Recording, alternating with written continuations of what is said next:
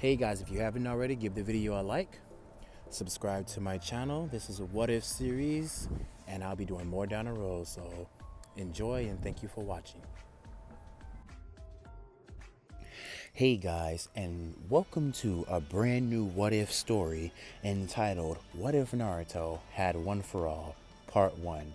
So this is thanks to you guys getting my account up to 700 subscribers. That is fucking insane.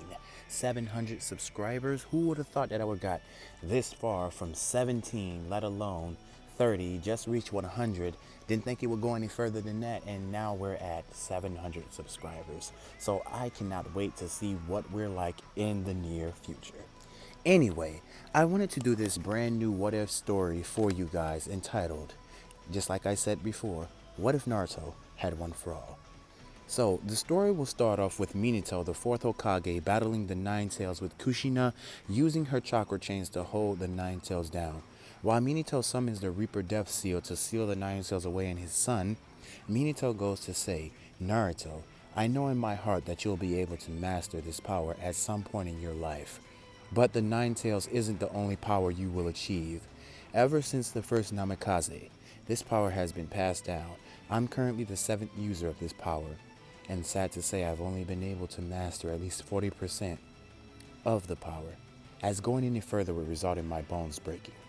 As Minato paused, losing the little vision he had left, a little, while Kushina finished what he was trying to say. What he was saying, Naruto, do what your father couldn't. Sorry about that stutter there, but she was basically saying, do what your father couldn't. Master this power to 100% and even further. As your parents, we believe in you fully, and we're sorry that we're not going to be there for you. When you grow up, all the hardships and loneliness you're going to feel. As Kushina started crying, Minato then said, your mother does tend to get emotional. Now, Naruto, this is our farewell.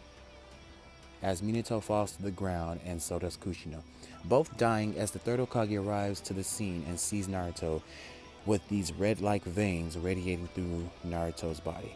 So Naruto has the power now. As the third Hokage and his team cleaned everything up, we now time skip to when Naruto was 6 years old to a grassy field training his body while he is young, and there is only so much he can do. The third Hokage did tell Naruto about the power that's radiating through his body. As growing up, Naruto did feel strange, but he never paid attention to it because he always tried to make friends, but everyone always called him a monster, a demon, and parents would often tell their children to stay away from him. This would put Naruto in a state of loneliness, but instead of Naruto moping around the world, he would use his free time to train his body. Since he did have a lot of free time, he would then notice Hinata watching him from afar. And if you guys didn't notice, this is Hinata x Naruto, so that's the route and the ship that we're going in.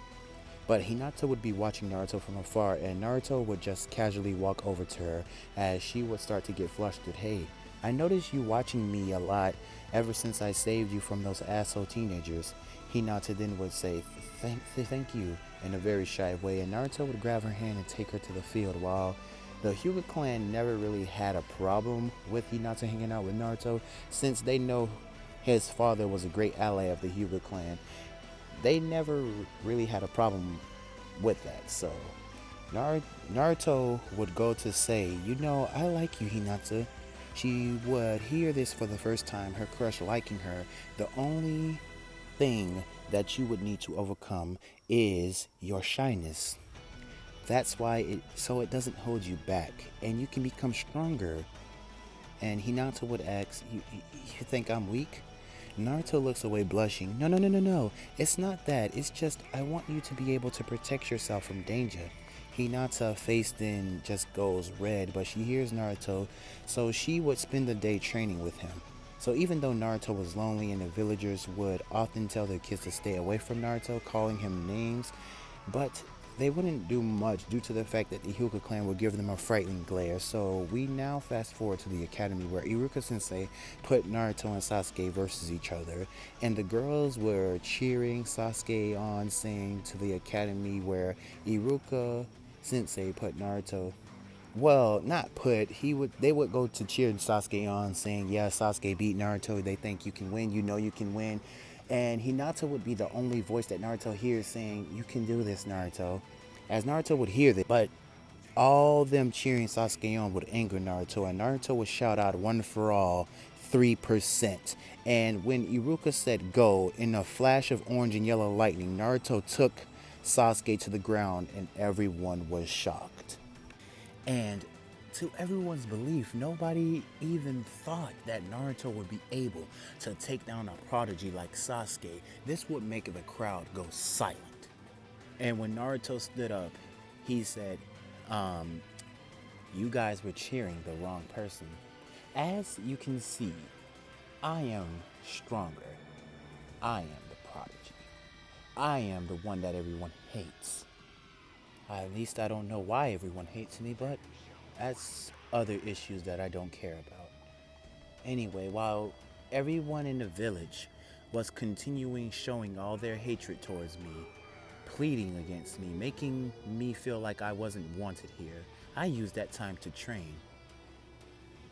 Sasuke would then stand back up and charge at Naruto, throwing punches, kicks, and everything, and he would instantly dodge him, just moving his head left, right, ducking, and he would go to say one for all and punch Sasuke in the stomach using only 2%.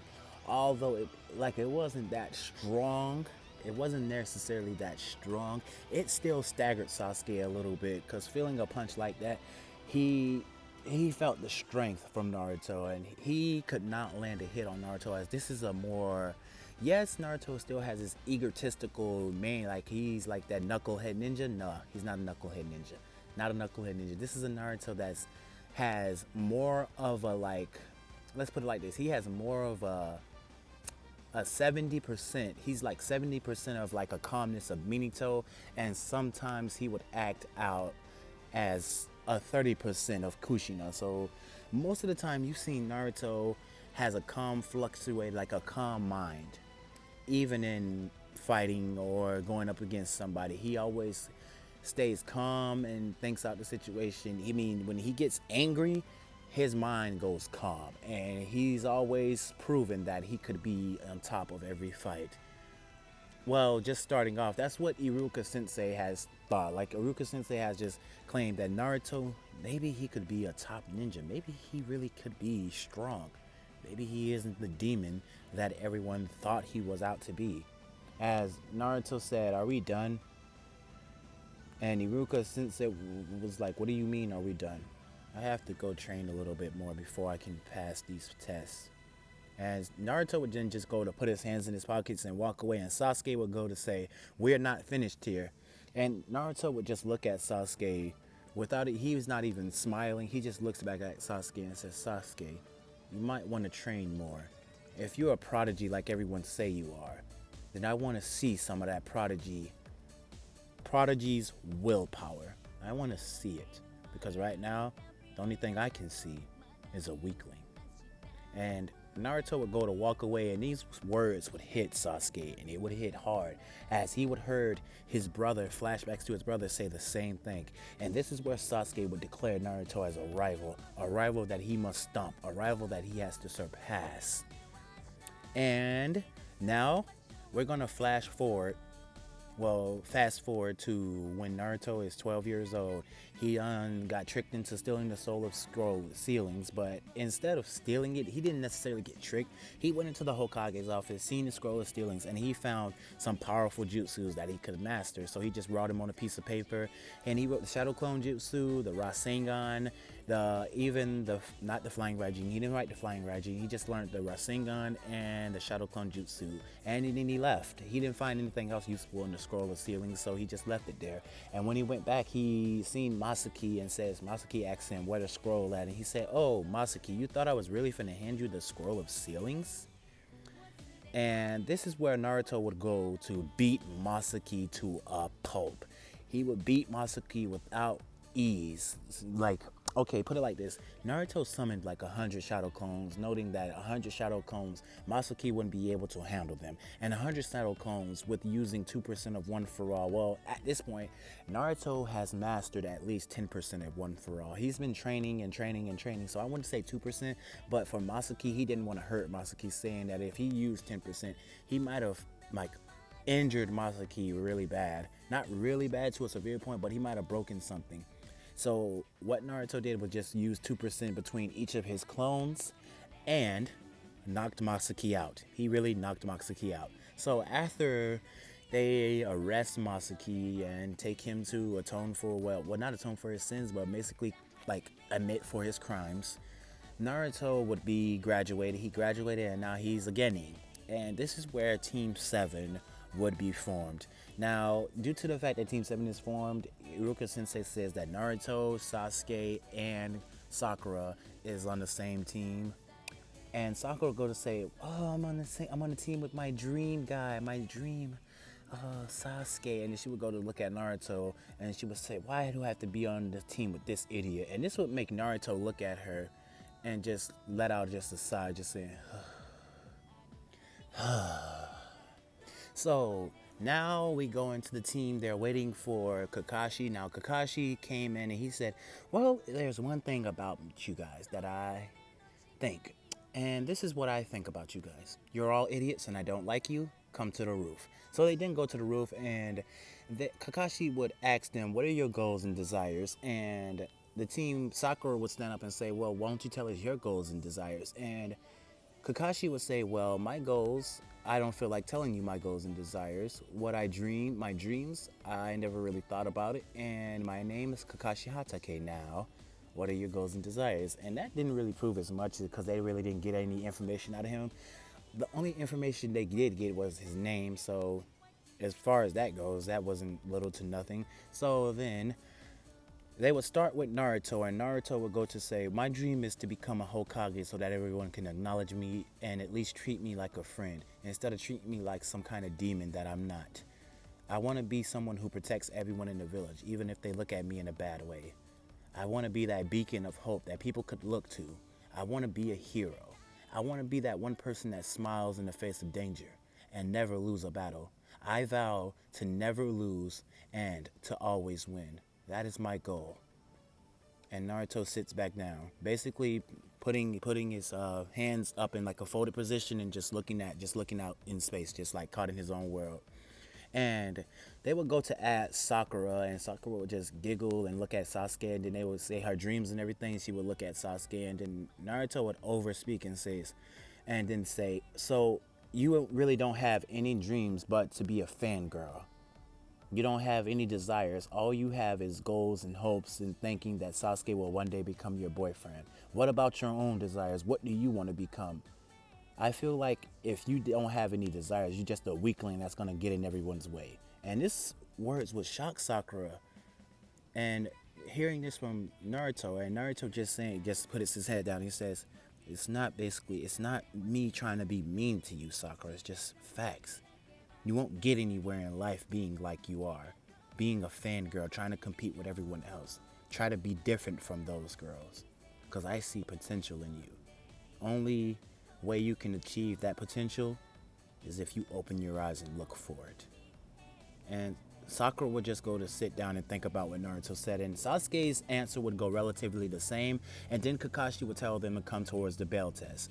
And everything with the bell test would go to the same as it did in the anime, but only with a few differences due to the fact that Naruto has one for all and has better chakra control and is calmer, basically taking more of a Minato side than a Kushina side, and has more of a relaxed mind. I mean, he's sort of a bit like a knucklehead. He likes to brag or stuff like that, but to a certain extent. Put it like that, to a certain extent. So when they pass the bell test, Naruto goes to slam his fist and says, "This is when the Land of Waves arc, we're going to commit to that because Naruto and Sasuke already asked for their mission. Stop doing lame missions because it's not doing anything to them."